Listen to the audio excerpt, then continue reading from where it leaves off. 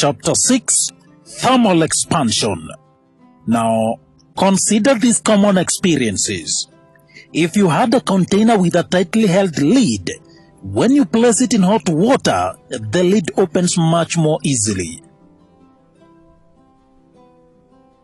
If you heated a glass container completely filled with water and tightly corked, it will break.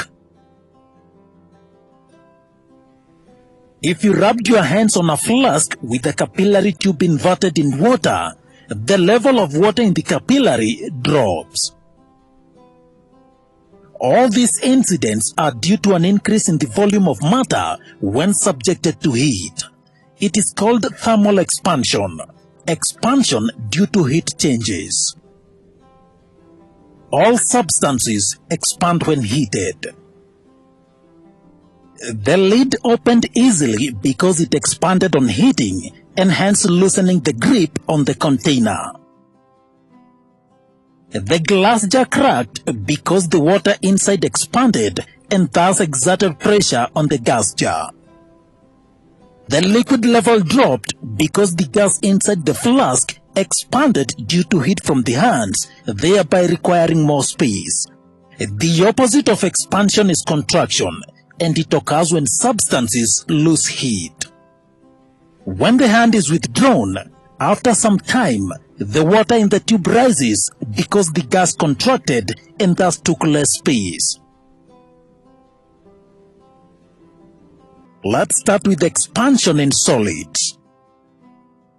Now, consider this ring and ball, both made of brass.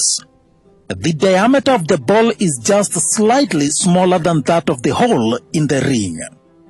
So the ball can easily pass through the hole at room temperature. Watch what happens when we heat the ball. When the ball is heated, it expands and will increase in diameter, so we expect it won't pass through the ring.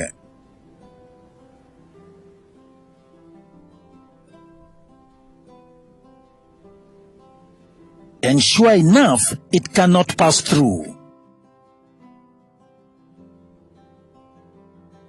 But if you put it in cold water, it will lose the heat and contract. Let's see if it can pass through the hole this time. And yes, it does. The ball has contracted. We can also do the contraction, but using the ring. Here is another metal ball and a ring. At room temperature, the ball passes easily through the ring. Now we cool the ring in liquid nitrogen.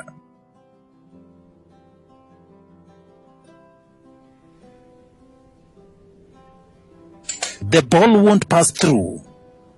The cooled ring has contracted, and so the ball cannot pass through the hole.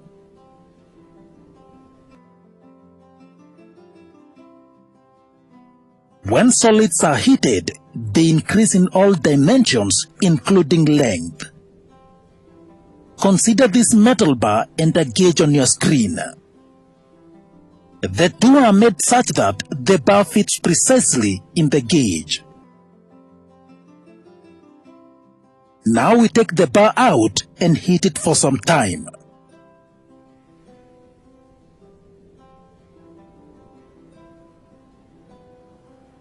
We try to fit it into the gauge, and we see that it doesn't fit now. And this is because the bar has expanded in all dimensions, including its length, and can no longer fit in the gauge. When we let the bar cool for some time back to its initial temperature, and we place it back in the gauge, it will fit again. And that is because cooling has caused the bar to contract back to its original length. And therefore we can conclude that solids expand on heating and contract on cooling.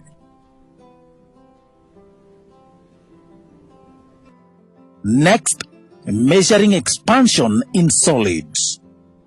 Now, The amount of expansion in solids is usually so small that we need a setup that can magnify this expansion. In this setup, a small expansion of the metal bar is magnified using a long pivoted pointer. So we hit the aluminum rod and obviously we expect it to expand. And as you can see, a very small expansion is indicated by a huge jump by the pointer on the scale. Using this kind of setup, we can also be able to compare the rates of expansion of different solids when heated for the same period of time.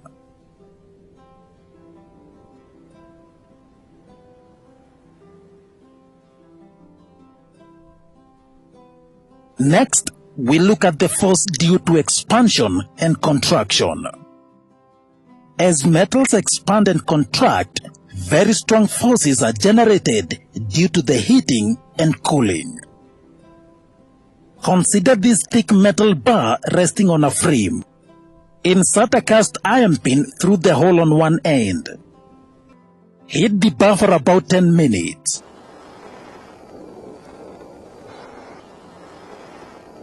The bar expands and gets longer. Tighten the nut to hold the bar tightly as it cools. Watch what happens to the pin. As the bar cools, it contracts. It gets shorter. The increasing force on the pin eventually snaps it into two.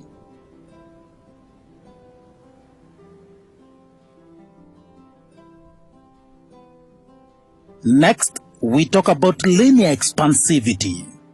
Now, when the temperature of any object is increased, its length, surface area, and volume increase. Expansion along the length is called linear expansion. The expansion of a material depends on three things: the original length of the material, the temperature change, and of course the type of material. The measure of the tendency of a material to expand is called its expansivity. The three factors are related by this formula. It may look complicated, but it is not. It simply says that change in length, that is expansion, is proportional to temperature change and the initial length. A graph of expansion against temperature is a straight line, and the gradient of that line is the coefficient of expansion or expansivity of the material. This expansivity is different for different materials, and that is what makes them expand at different rates. For example, if you had a steel bar 20 meters long and you heat it from 10 to 50 degrees Celsius, it will expand by about 1 centimeter.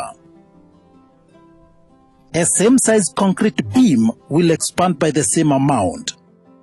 But an aluminum beam will expand by double that if you heat it by the same amount. And if you look at our graph, steel and concrete are very close to each other. They expand almost equally for the same temperature change. And this is why concrete is usually reinforced with steel. Because they expand and contract at the same rates, they don't run the risk of cracking in structures.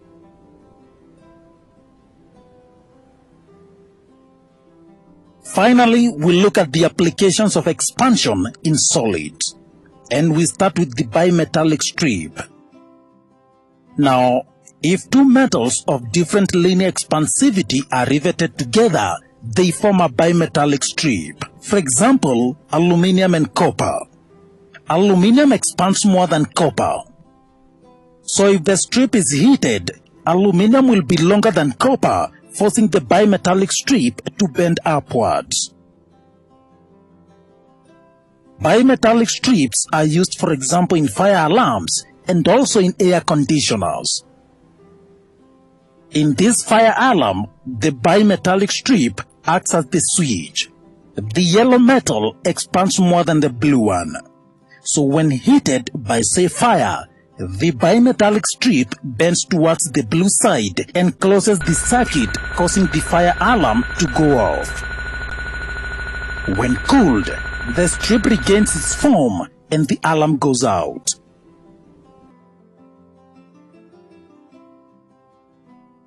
Thermal expansion and contraction is something that structural engineers and designers have to bear in mind when designing structures. If you are keen, you might have noticed some breaks or gaps on pavements and sidewalks. These are not just a matter of beauty. The joints are meant to prevent cracking by allowing for expansion of the concrete material. They are called expansion joints. Rail tracks can experience sun kinks, while a hot day can cause the steel to buckle.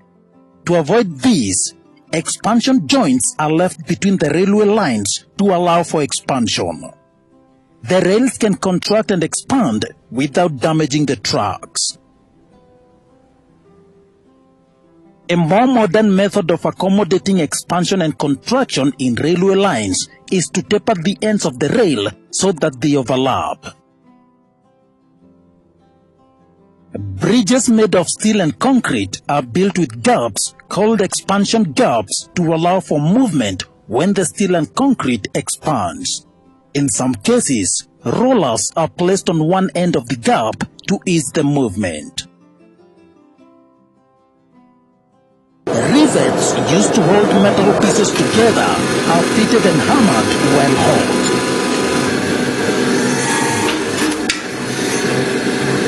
When heated, the rivet expands.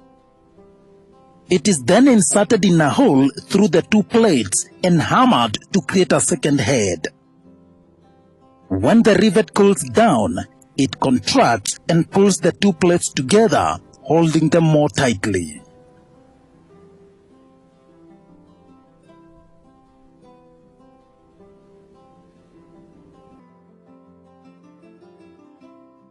Now let's talk about expansion in liquids. Now, when we are heating a liquid, we have to heat it along with its container. When the container is heated, the thermal expansion of the liquid does not correspond to that of the container. And therefore, we have to record the thermal expansion of the liquid relative to the container. We take a flat-bottomed flask having a capillary tube fixed at its mouth with the help of a cork. We fill it with a colored liquid such that the level of the liquid is at point P on the scale. We place the flask in a metal trough, pour water in the trough and heat it till it starts to boil. We observe that the level of the liquid in the capillary tube first falls to point Q. After some time, the liquid level starts rising and surpasses the initial level P up to point R. When the flask is heated, it absorbs heat and expands fast before the liquid inside. This causes the level of the liquid to drop at first. After some time, the liquid gains heat and expands more than the vessel, and hence its level in the capillary rises to R. So we can conclude that liquids expand on heating, and this expansion is greater than in solids. Like solids, different liquids expand at different rates. Take two flat-bottomed flasks containing water and alcohol such that their levels are the same. Place them in a large water bath and pour water into it. Heat the water bath until it boils. You will see that the level of alcohol rises more than that of water. So alcohol expands more than water for the same temperature rise.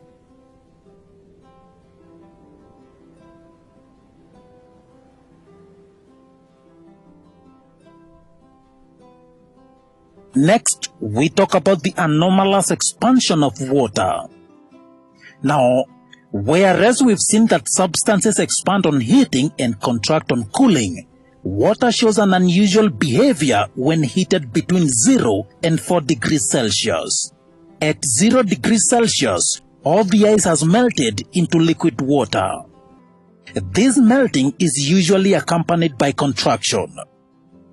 However, on further heating, rather than the water expanding, it continues to contract, that is, reduces in volume, and this means its density increases.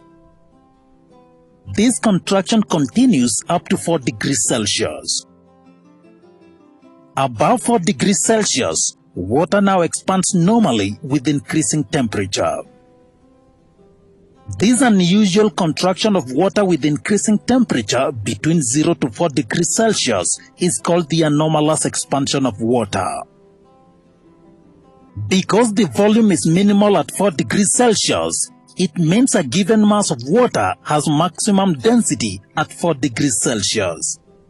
This density is slightly higher than 1 gram per cubic centimeter.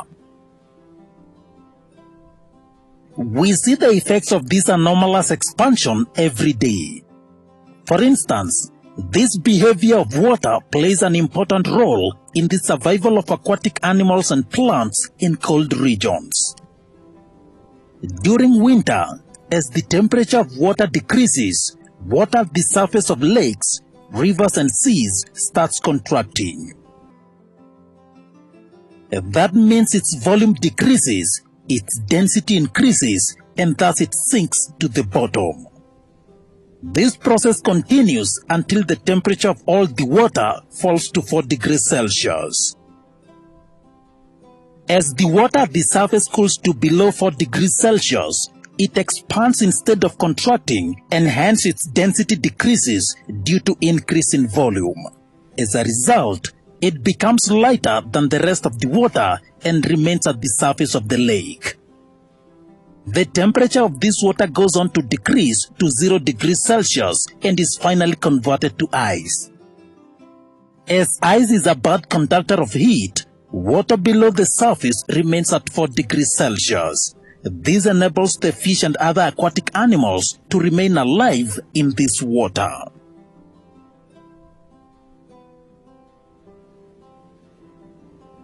It is also responsible for the formation of icebergs. These are huge masses of ice that float on water. The density of ice is 0.92 grams per cubic centimeters, which is slightly less than that of water. This makes the iceberg to float on water with only a small portion visible on the surface. The huge portion is below the water, which makes icebergs a huge risk for ships because navigators cannot see the huge mass under the water. Icebergs have been responsible for major ship accidents, including the famous Titanic.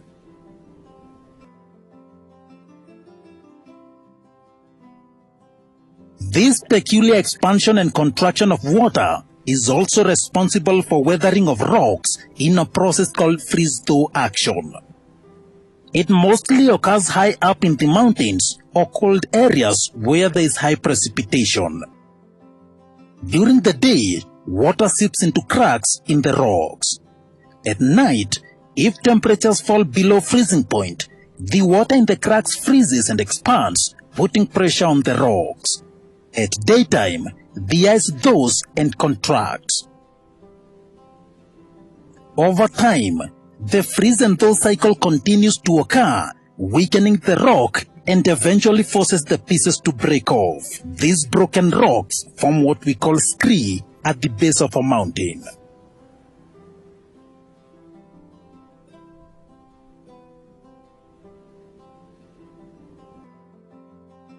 Next, thermal expansion in gases. Now, we set up an experiment with an empty flask cocked at the mouth and connected to a beaker with water by a delivery tube. When the flask is heated, the air inside expands and moves through the tube and into the water. Bubbles of air are noticed in the water. If we allow the flask to cool down, the air inside contracts and you will see water rising up the tube to take up the space left behind by the contracting air. And so just like solids and liquids, gases expand on heating and contract on cooling.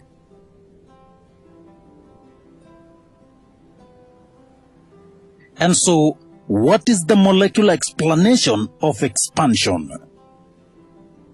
Now, we said that all matter is made up of tiny particles that are in constant motion and attract each other. The forces of attraction in a solid are greatest and the particles are tightly packed together. The particles only vibrate and cannot move from their positions. You can imagine the forces between them as elastic springs. With increasing temperature, the particles gain more energy and vibrate faster. This energy of motion is called kinetic energy. The increased vibrations increase the distance between the particles slightly, which causes the small expansions we see in solids.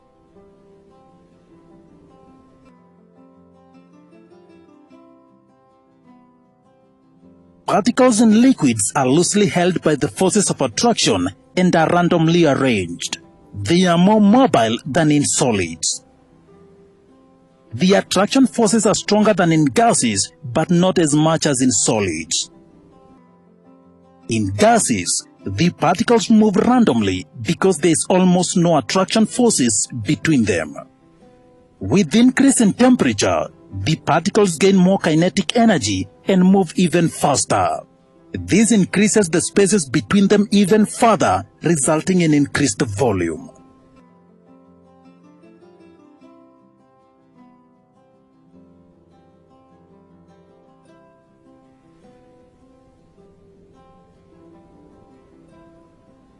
Right, now let's talk about temperature. In this topic, we have consistently talked about heat and temperature. These are related terms, but they are not the same thing. Consider these two solids. If you wanted to know how hot or cold they are, you could do that by simply touching them. But simply saying something is hot or cold is very subjective and quite relative. We need to quantify that hotness or coldness by giving it a magnitude. That degree of hotness or coldness of a substance is called its temperature. So we can put in thermometers to get their temperatures. If you tell someone that something is 60 or 20 degrees Celsius, they will clearly understand what you're saying, instead of telling them that this is hot or cold.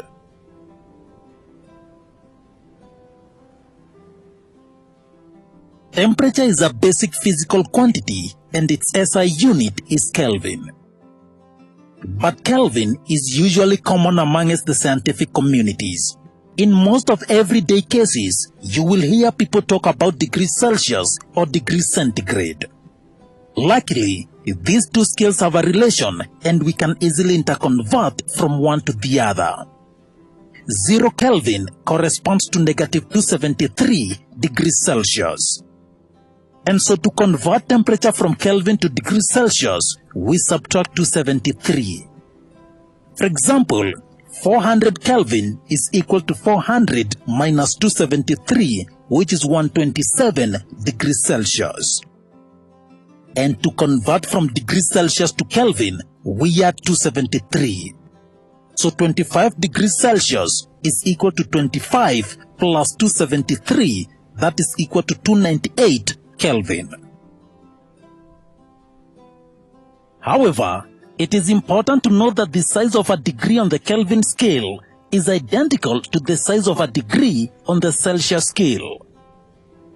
For example, if the temperature of a body increases by 1 degree Celsius, then the corresponding change on the Kelvin scale is 1 Kelvin and not 272 or negative 272. Another scale you need to know for purposes of knowledge is the Fahrenheit scale. To understand the relationships, we need to first understand the reference that each scale uses. Both Celsius and Fahrenheit scales are defined using the boiling and freezing points of water. Celsius sets the freezing point of pure water at 0 and the boiling point at 100. splitting the space between into 100 parts called degrees.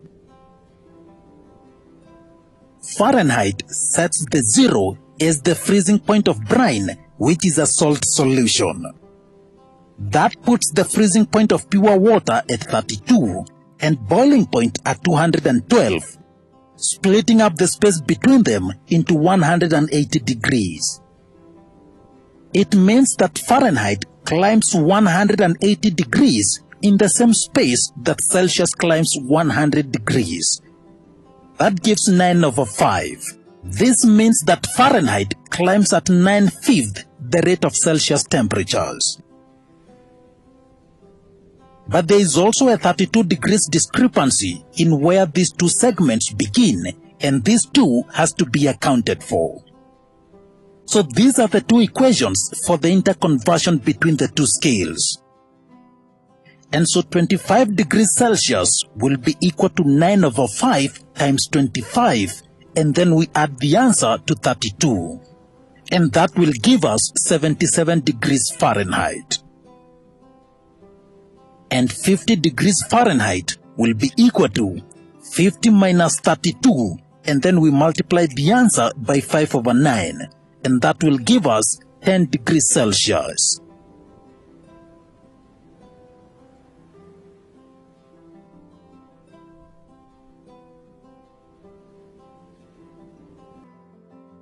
Temperature is measured using a thermometer. This is a glass tube with a narrow inner capillary filled with a liquid. The liquid expands when heated and rises up the inner capillary. It stops rising when it is the same temperature as its surroundings. So the height of the liquid tells us the temperature of the substance. The liquid must expand or contract uniformly and by a large amount over a small range of temperature. It must be easily visible. It must not stick to the inside of the tube and should have a wide range of temperature between boiling and freezing. The most common liquids for use in thermometers are mercury and alcohol. Mercury freezes at -39 and boils at 357 degrees Celsius, while alcohol freezes at -115 degrees Celsius and boils at 78 degrees Celsius. Alcohol is therefore suitable for measurement of temperatures below -39 degrees Celsius.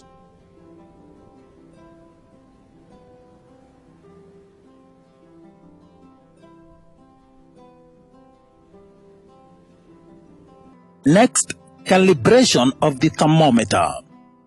Now, the calibration of a thermometer involves the marking of 2 points on the stem of the thermometer and dividing the space between them into a number of equal parts. The 2 points are called the lower fixed point and the upper fixed point.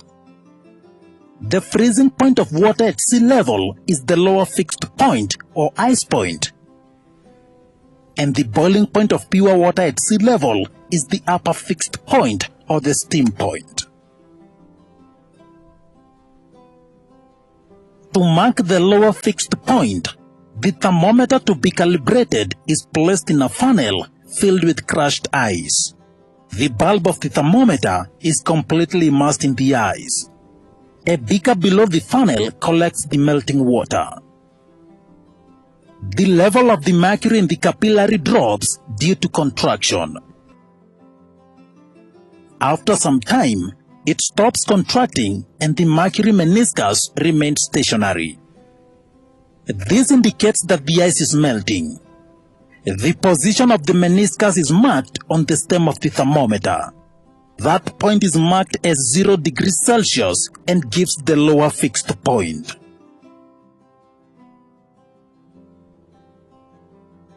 The upper fixed point is fixed using a double-walled vessel having 2 side tubes, one for the steam to exit and the other for the manometer, which indicates the difference in pressure between the chamber and the atmosphere. The thermometer is inserted through a cock at the top such that the bulb of the thermometer remains above the surface of the water inside. The water is boiled and the steam produced passes up through the inner chamber and descends down through the outer chamber. So the bulb is surrounded with pure steam. When the mercury meniscus remains stationary for a sufficiently long time, that point is marked 100 degrees Celsius, and this is the upper fixed point. The space between the two fixed points is then divided into 100 equal divisions.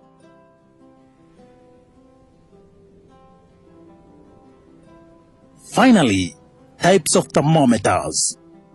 Now, there are four main types of thermometers: clinical, maximum and minimum, the common thermometer, and the bimetallic thermometer.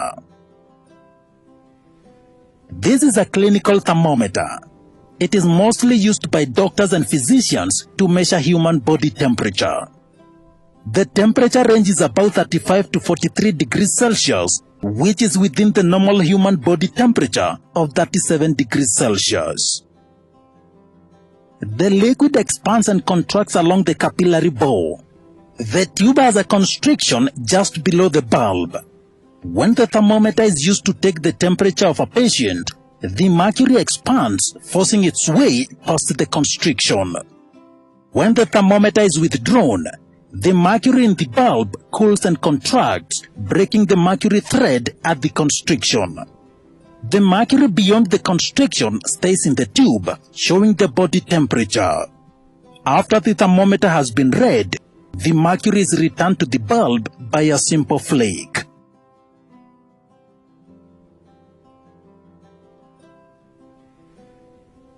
This is the common thermometer.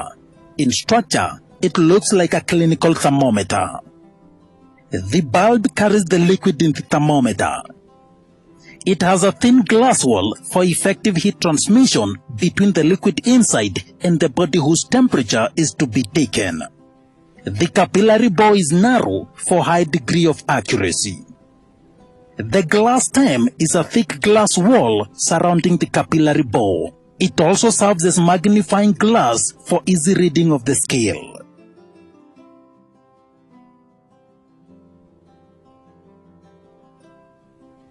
A more recent technology in the measurement of body temperature is the use of the non-contact infrared thermometer, also known as the laser thermometer. The thermometer operates by making use of thermal radiations emitted by the body whose temperature is being measured. This thermometer is useful for measuring temperatures of inaccessible areas, moving objects, very hot objects, rotating objects, or those whose temperatures are rapidly changing. It is also useful when a fast response is required.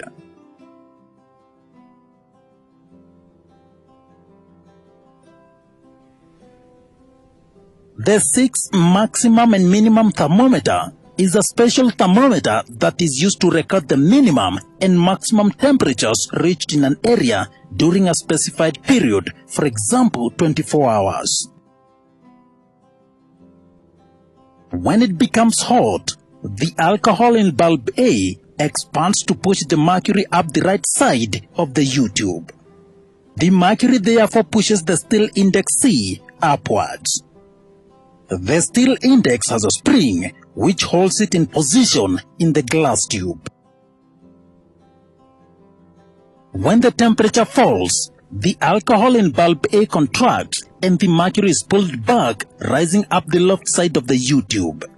The index D is therefore pushed up. During contraction of the alcohol, index C is left behind by the falling mercury. The lower end of this index indicates the maximum temperature reached during the specified period.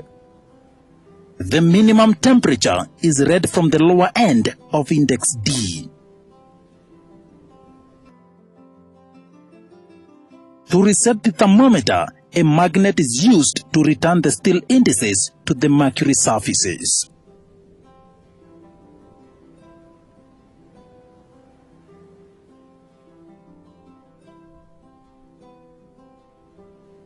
The bimetallic strip is a type of thermometer that consists of coiled bimetallic strips as shown on your screen.